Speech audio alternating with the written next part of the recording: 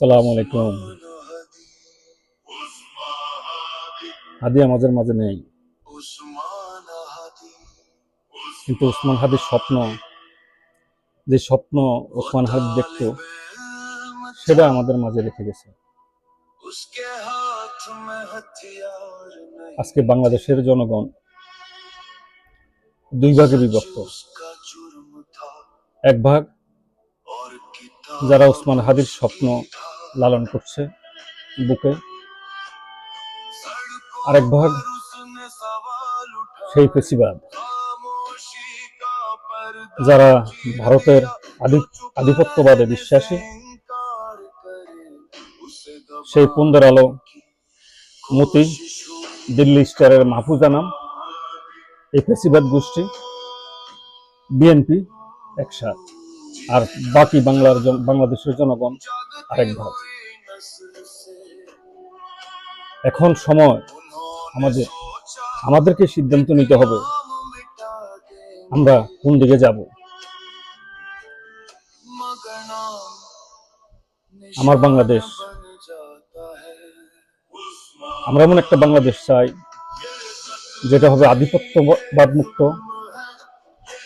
ভারতের শোষণ জুলুম থেকে মুক্ত। সেই পক্ষে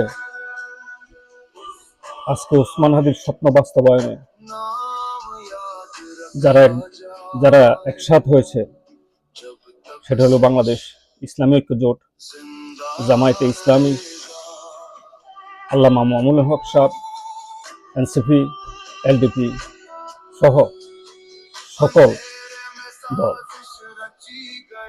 আরেক পক্ষে আছে ফ্যাসিবাদের, এক ফ্যাসিবাদ বিদায়ের পরে যারা আরেক ফ্যাসিবাদ বাংলাদেশে সৃষ্টি করতে চায়, সেটা হলো সেই বিএনপি। এখন জনগণের সিদ্ধান্ত, বাংলাদেশের মানুষের সিদ্ধান্ত তারা নিবে, তারা কি বাংলাদেশে হাদির স্বপ্ন বাস্তবায়ন করবে না ফ্যাসিবাদ বিএনপির পক্ষে যাবে। আমার বিশ্বাস বাংলাদেশের জনগণ হাদির স্বপ্ন বাস্তবায়ন করবে এবং সেই স্বপ্নকে ভোটের মাধ্যমে বাংলাদেশ ইসলামী ঐক্য জোট সহ সকলকে বিজয়ী করে বাংলাদেশে মানুষের চিন্তা চেতনার প্রতিফলন ঘটাবে এবং আমরা সত্যিকার অর্থে একটি আজাদি দেশ,